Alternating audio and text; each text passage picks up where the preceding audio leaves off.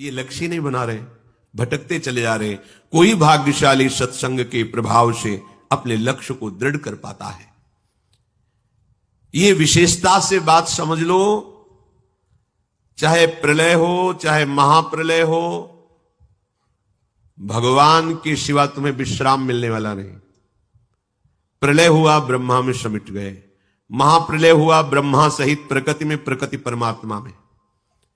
फिर समय आया, फिर प्रकृति से ब्रह्मा, ब्रह्मा से संपूर्ण सृष्टि। ब्रह्म मूल प्रकृति, त्रिगुणात्मिका प्रकृति, महातत्व अहंकार, सृजन प्रारंभ, फिर लय, उल्टी रीत। कब तक ये चलता रहेगा? आप थकते नहीं है सोचकर, बार बार जन्म, बार बार मरण, बार बार भोग, बार बार चाह, मलिन हृदय, इसलिए नहीं थकते हो। नहीं तो सोच के तुम भयभीत हो जाओगे, और भयभीत होना बहुत अच्छा है। यदि भयभीत हो गए तो प्रभु की शरण तुम्हारे हृदय में मांगने की बात आ जाएगी। तो जो शभीत आवाज सरनाई, तो रखियो ताहि प्राण की नाई। बड़े कृपालु प्रभु हैं, जिनको यहां विषम परिस्थिति देकर के साधु संग दे देते हैं।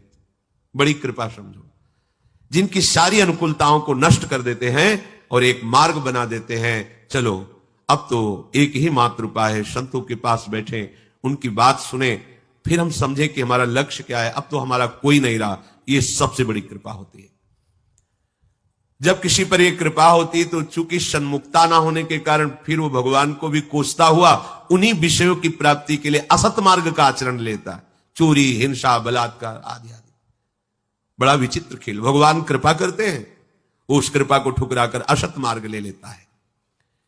जीवन के विभिन्न स्तरों पर हम न जाने कितने कितने स्वांग करते चले आ रहे हैं। बस एक ही लक्ष्य था सब स्वांगों का, कि मैं निहाल हो जाऊं, निष्काम हो जाऊं, आनंदित हो जाऊं। पर किसी भी स्वांग से मुझे यह बात प्राप्त नहीं हुई। बार बार थोड़ा सा सुख और महान दुख यही भोगते चले आए। दुख का परिणाम भोगते हुए सुख की लालसा में जीवन भगवत विस्मृति के गर्भ में गिर गया। एक एक शब्द, सुख की लालसा में भोग रहे हैं दुख, और प्रभु की स्मृति, प्रभु का भजन त्याग दिए हैं।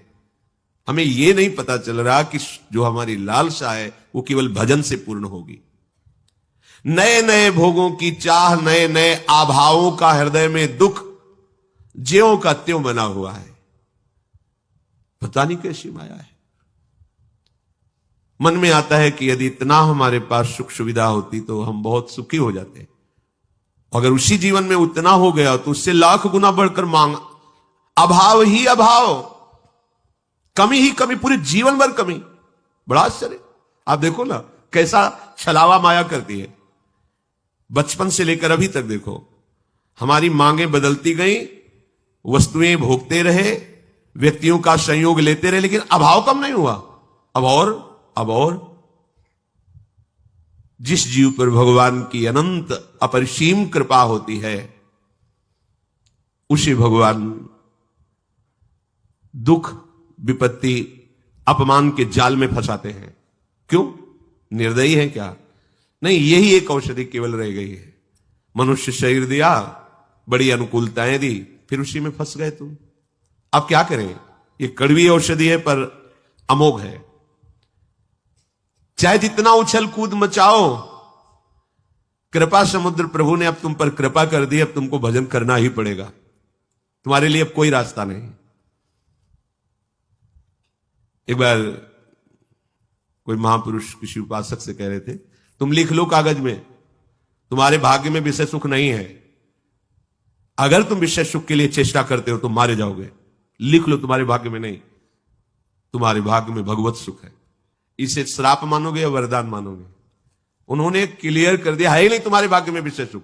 कुछ भी करके देख लो, करोगे तो मारे जाओगे, अर्थात तुम्हारी वृत्ति मारी जाएगी। उसके लिए प्रयास मत करो। तुम्हारे सुख में भगवत सुख है, तुम्हारे भाग्य में भगवत सुख है। रहस्य न समझने के कारण लगता है देखो ऐसा कह दिया, तुम्हारे भाग्य में विषय सुख है ही नहीं। ऐसे ही तुम कितना उछल कूद मचा लो, तुम कितना भागो, तुम्हें तीन तरफ से घेर लिया गया है। एक ही रास्ता है, इधर इधर इधर, तीनों तरफ बंद कर दिए गए रास्ते। पीछे लौट नहीं सकते, दाएं बाएं कोई रास्ता नहीं रखा गया, सन्मुख चलो भगवान के सीधे। अगर खड़े हो गए तो इतनी पीड़ा दी जाएगी कि खड़े भी नहीं हो सकते, आगे बढ़ो। यह है भगवान की विशिष्ट कृपा। चाहे जितना तुम प्रयास कर लो, यदि भगवत कृपा हो गई तो तुम्हें भजन करना ही पड़ेगा, भगवत प्राप्ति होगी ही तुम्हें। अपने लोग इसी लाइन में आ गए हैं। पता ही नहीं था कि कोई मंजिल भी होती है, ये कोई रास्ता भी होता है। ऐसे ही घेर के लाए और दौड़ाते चले, तब पता चला कि मुझे कितने महान मार्ग में प्रभु चला रहे। अब इसमें ऐसी प्रतिकूलताएं भी आती कि पीछे मुड़ के देखो तो कुछ है ही नहीं, बंद है, साइड में कोई है ही नहीं, आगे का रास्ता बड़ा खुला हुआ है, खड़े हो नहीं सकते। तब रोना आता है, कितने कृपालु हो, कितने कृपालु हो। केवल एक ही रास्ता रखा है, मामेव ये प्रपद्यन्ते, दूसरा रखा ही नहीं। और कृपा का प्रवाह तुम्हें खड़े रहने नहीं देगा। जैसे प्रवाह होता है ना, तो उसमें हाथ पैर मारने की जरूरत नहीं है, वो तुम्हें खुद बहा के ले जाएगा। वायु का प्रवाह तिनके को बड़े उच्च स्थान में पहुंचा देता है, तिनके की सामर्थ्य नहीं है। स्वामी श्री हरिदास जी महाराज, तिनका ज्यों बयारी के बस।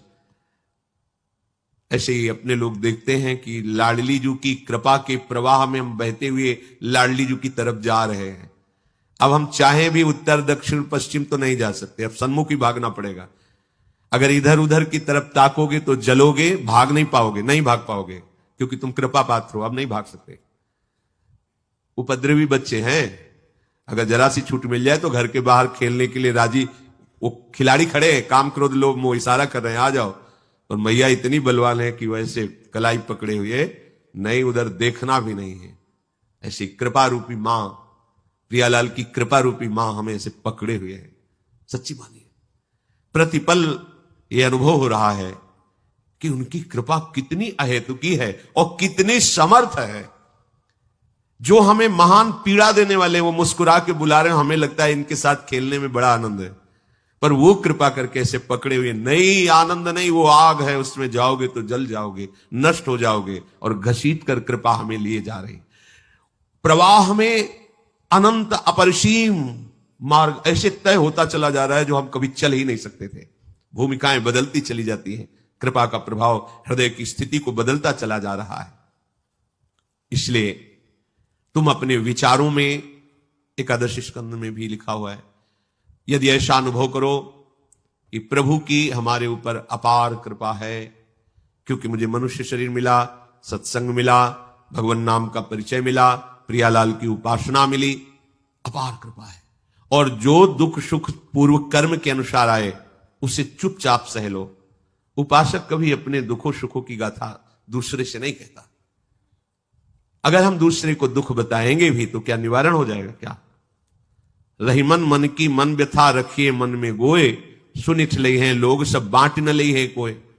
और हर पल प्रभु का स्मरण करते हुए मेरे ऊपर अपार कृपा हरि की है, जो ऐसा चिंतन करता है तो जैसे पिता की संपत्ति का स्वयं पुत्र अधिकारी हो जाता है, ऐसे परम पद का वो अधिकारी हो जाता है।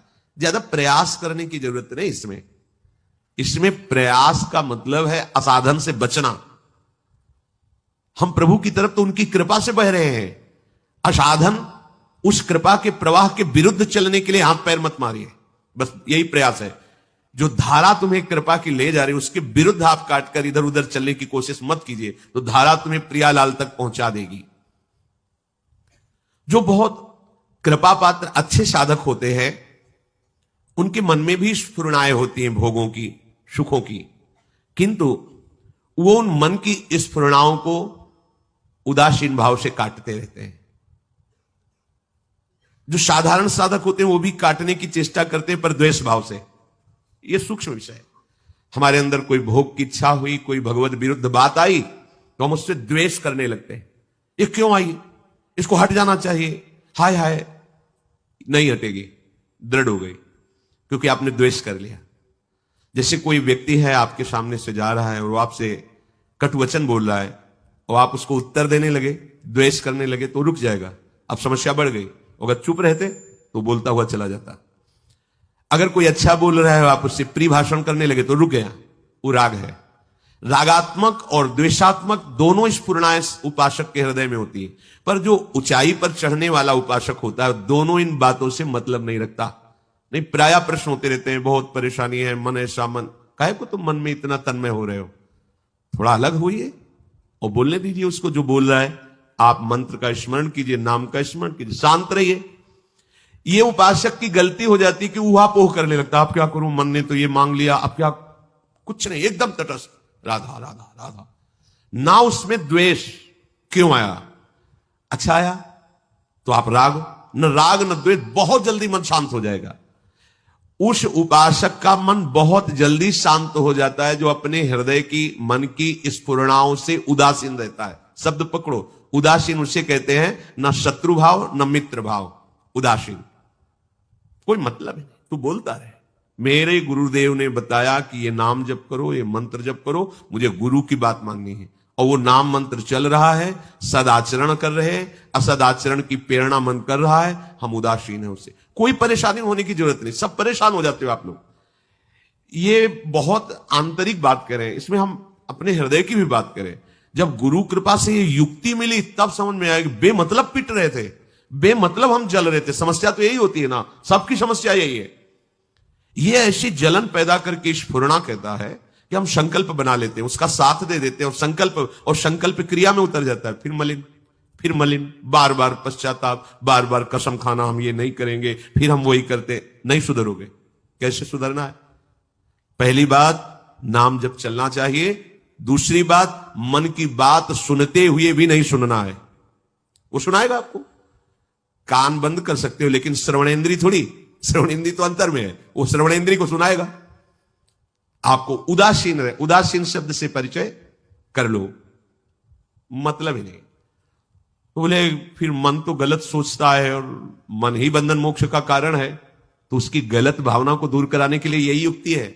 आप उदासीन हो जाओगे, उसकी स्फुरणाएं निकलती चली जा रही हैं, आपका नाम चल रहा है, नाम शद भावनाएं भरता चला जाएगा, क्योंकि आप खाली थोड़ी बैठे हो, भगवत सुमिरन परायण हो। जागने से सोने तक जिसको इसी जन्म में भगवत साक्षात्कार करना है, बहुत पॉइंट की बात है। तुम्हारे अंदर विचारों की भीड़ पैदा करेगा मन। मन ही बुद्धि है, मन ही चित्त है, मन ही सब कुछ है, क्योंकि वृत्ति के अनुसार अंतःकरण चतुष्टय कहा गया है, मुख्यतया मन ही है। निश्चयात्मक भाव होने के कारण बुद्धि कहा गया, चिंतन होने के कारण चित्त कहा गया, स्वीकृति क्रिया के होने के कारण अहंकार कहा गया, संकल्प बनने के कारण मन कहा, एक ही हृदय, एक ही अंतःकरण, चतुष्टय के नाम से कहा गया वृत्तियों के कारण। बहुत अच्छी बात, बहुत अच्छी बात है। क्या? जगने से लेकर सोने तक ये तुम्हारे अंदर विचारों की भीड़ पैदा करेगा।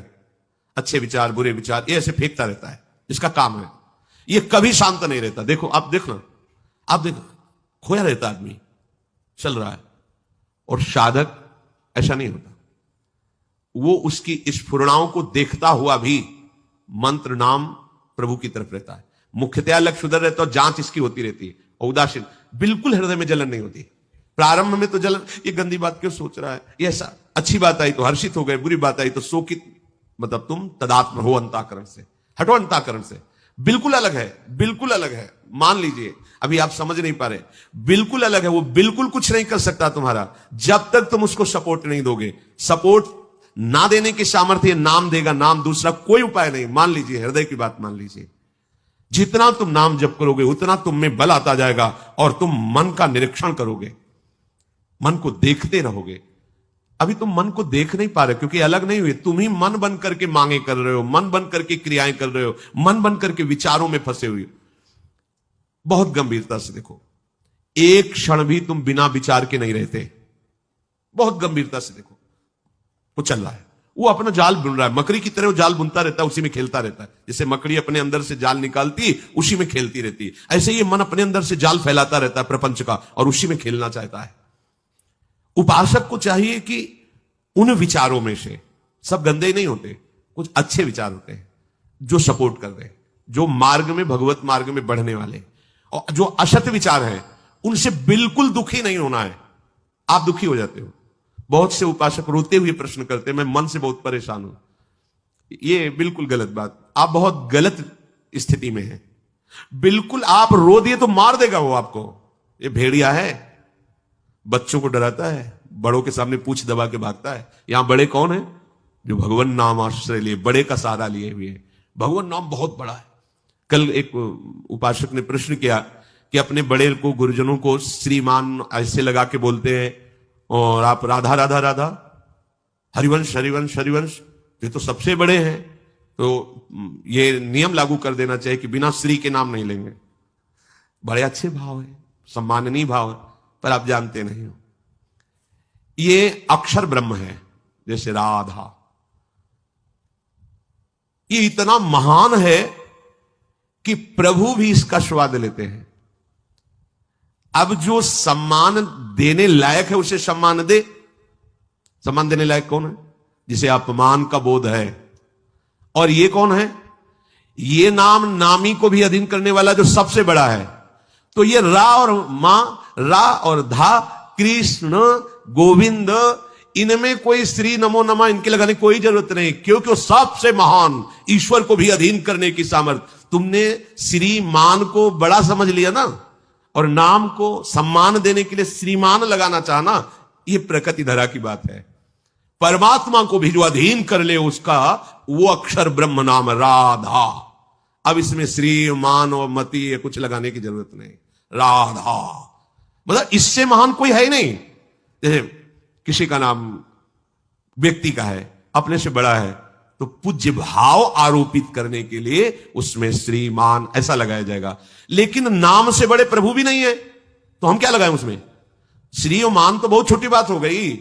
नाम से बढ़कर प्रभु भी नहीं है, प्रभु भी नाम के अधीन है। नाम स्वामी है, प्रभु सेवक है। जहां स्वामी विराजमान होगा सेवक को वहां आना पड़ेगा। नाम, अब नाम के आगे श्रीमान ये सब लगाने की जरूरत नहीं।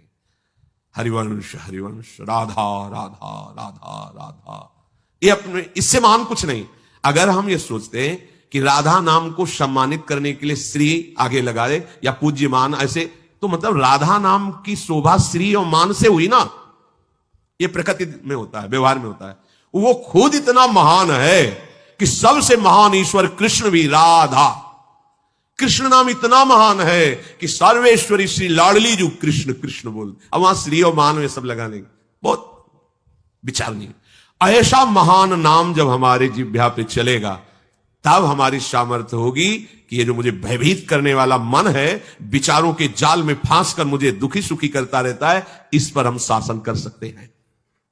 ये विचारों का ओहापोह साधक जब तक नहीं मिटाएगा, तब तक निरंतर भजन नहीं चल पाता। सब डूबे रहते हैं।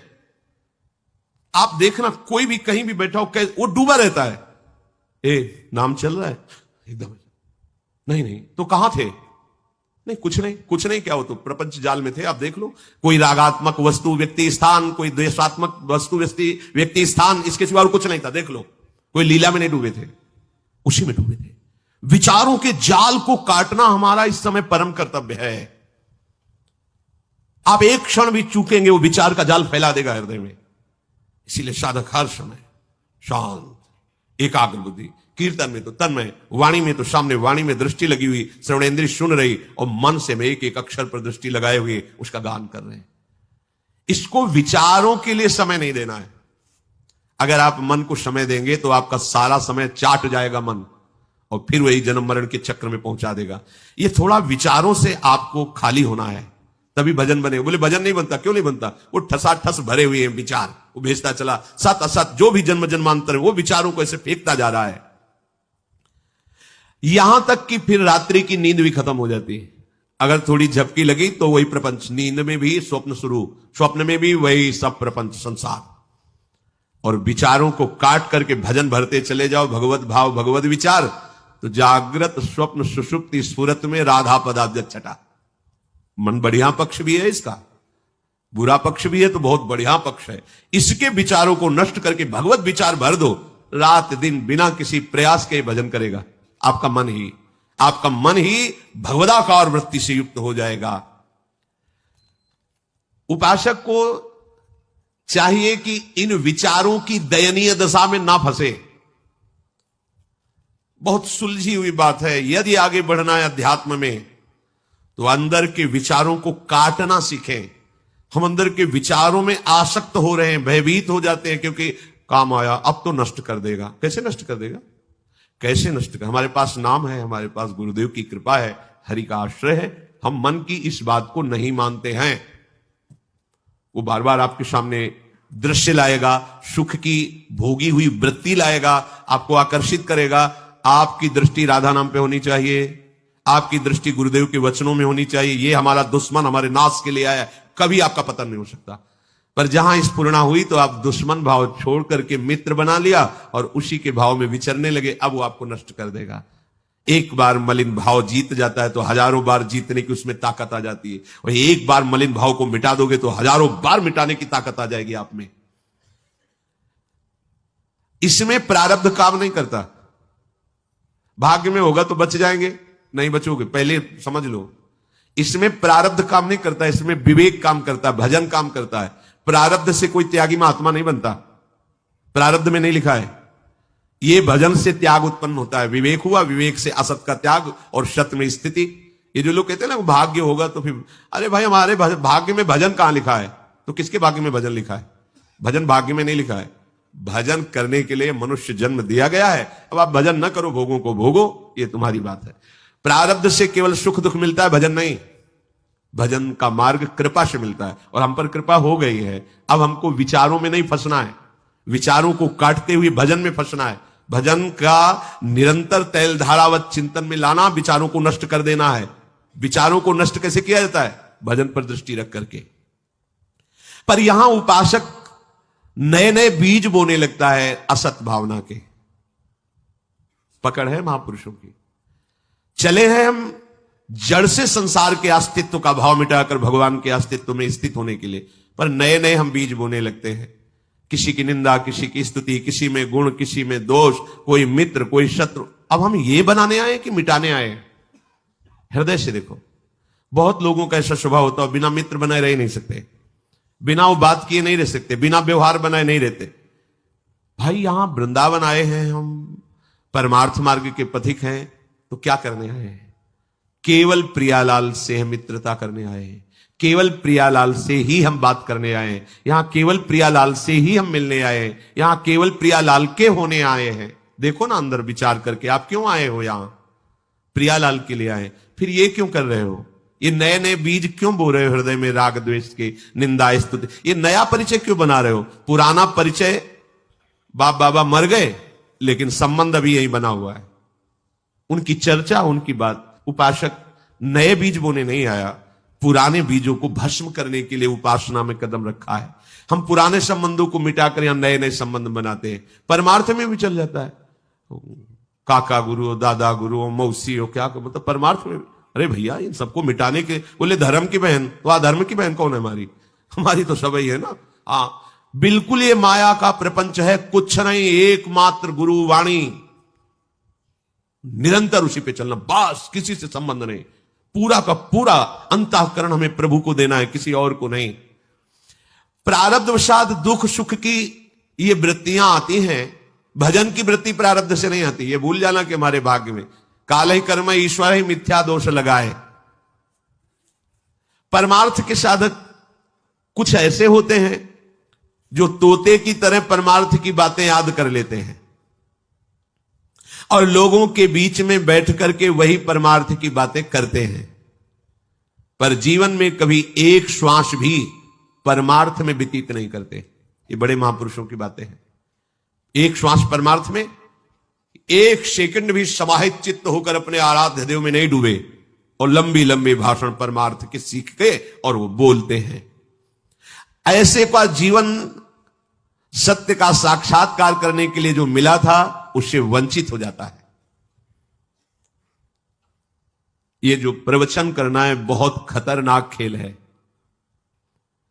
श्री प्रियालाल कृपा करके सामर्थ्य दे, उन्हीं की सामर्थ्य से इस खेल से निकल सकता है, नहीं बहुत जहरीला खेल है ये।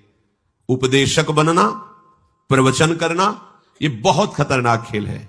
ये बिना ब्रह्मबोध संपन्न महापुरुष के इस खेल से बच नहीं सकता, क्योंकि सबसे घातक घातक प्रहार इसमें होते हैं और वो बड़े मीठे होते हैं। बाहर से इतने सुहावने लगते हैं कि अपने आप गर्दन कटवा लो, ऐसे सुहावने घातक अस्त्र फेंकती माया इसमें। सम्मान, प्रतिष्ठा, यश, कीर्ति, भोगों की बाहुल्यता, जगत की प्रियता, जो परमार्थ का पूर्णतया अपहरण करने में समर्थ है, प्रवचनकर्ता को ये सब मिलते हैं। अगर वो ब्रह्मबोध संपन्न नहीं है, भगवदानंद में डूबा या भगवदानंद की प्रबल व्याकुलता से युक्त नहीं है, तो मारा जाएगा, पक्का मारा जाएगा। कुछ नहीं रह जाएगा अंदर परमार्थ, केवल बाहर परमार्थ का स्वांग नाटक रह जाएगा। ये कोई छोटा मोटा खेल ना समझा जाए, उपदेशक बनना, प्रवचनकार बनना या आदि आदि। जब तक शम में भगवत बुद्धि नहीं है, जब तक आत्मकाम नहीं हुआ है, परमानंद में डूबा नहीं है, तब तक बहुत खतरनाक है।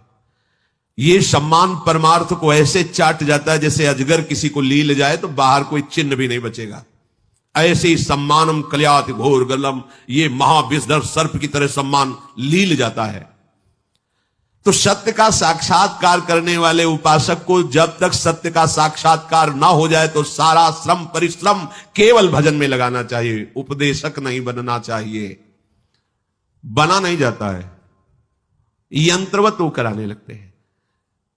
जब तक हम कुछ बनेंगे तो बिगड़ने के चांस हैं, और जब यंत्रवत होता है तो हरि के हाथ में होता है, हरि के हाथ से वो चलता है, फिर कोई परेशानी नहीं होती। वो मूकम करोति वाचालम पंगुम लंघयते गिरिम यत् कृपातम हम वंदे परमानंद माधवम। वो बुलवावें जैसा करवावें, अब उनके ऊपर हाथ बात है, अपने को नहीं बनना। ये जो तोते की तरह शास्त्रीय बातें सीख करके बोलकर अपनी प्रतिष्ठा और सम्मान, इनसे साधना ही नहीं बन सकती भगवत प्राप्ति की। बहुत सावधान रहना, बहुत सावधान रहना। जो हम सत्संग में बातें, शास्त्रों में बातें सुनते हैं, उनको हमें अपने जीवन में उतारने की चेष्टा करनी है। जीवन में अगर जो हम बोल रहे हैं वो नहीं है हमारे जीवन में, तो इसी को पाखंड कहते हैं, दंभ कहते हैं। दूसरों से कहें सत्य बोलो और दिन भर प्रपंच बोलते रहे, झूठ बोलते रहे। हाँ, त्याग मार्ग में चलो और दिन भर भोगों का चिंतन करते, इसी को पाखंड कहते हैं, इसी को नाटक दंभ कहते हैं। यदि आप इसी जन्म में भगवत प्राप्ति करना चाहते हैं तो गुरु प्रदत्त साधन में महान आधार बुद्धि होनी चाहिए। चलते फिरते खाते पीते हर समय इसी महान साधन में आपकी बुद्धि लगनी चाहिए। मन ही मन बार बार जो मन विचारों के प्रवाह दे रहा है, उसमें गुरु प्रदत्त साधन को लगाइए। बार बार मन को राधा राधा, बार बार पद चिंतन, बार बार सेवा भावना का चिंतन। जब तक प्रियालाल तुम्हारे हृदय में आकर विराजमान ना हो जाए, तब तक साधना पक्की नहीं मानना। आपको कुछ स्थिति प्राप्त हुई है तो उसकी पहचान क्या है? आंख खोलो तो प्रियालाल, आंख बंद करो तो प्रियालाल। किसी व्यक्ति पर दृष्टि गई तो उसके हृदय मंदिर में प्रियालाल, किसी जड़ वस्तु उसके हृदय में प्रियालाल, सर्वत्र से प्रिया। अब कोई गिरने के चांस नहीं, बिल्कुल कोई नहीं गिरा सकता। तो अपने उपासना में आधर बुद्धि रहेगी तो उठते बैठते चलते फिरते खाते पीते सोते जागते तभी मानी जाएगी आधर बुद्धि है, जब उपास्य तत्व के ही चिंतन में रहे। किसी के सामने अपनी उपासना का प्रदर्शन न करें। जैसे श्री जी की सेवा हो रही है तो हमारी ये भावना नहीं होनी चाहिए कि हम ऐसा श्रृंगार करें कि लोग देखकर प्रभावित हों। बदल गई भावना। हम अपनी लाडली जी को दुलार कर रहे हैं, लाडली जी ने जिन्हें दर्शन के लिए बुलाया है वो बैठे देख रहे हैं, वो बैठे सुन रहे हैं। हम नृत्य कर रहे हैं अपनी लाडली जी के लिए, आप दर्शन करने आए। लाडली जी ने आपको बुलाया है क्योंकि जिन पर हमारी लाडली जी की कृपा है वही इस वृंदावन में आते हैं। वृंदावन में भी आकर के यहां वही आएंगे जिससे लाडली जी बुलाएंगी, क्योंकि बिना लाडली जी के बुलाए आप यहां बैठ नहीं सकते, क्योंकि ये राधा केली कुंज है। ये राधा केली कुंज है। राधा केली कुंज में उसी का प्रवेश होगा जिसको श्री किशोरी जी ने पास किया। आ जाओ दर्शन करो। हमारा भाव केवल आराध्य देव पर होना चाहिए। जैसे अपने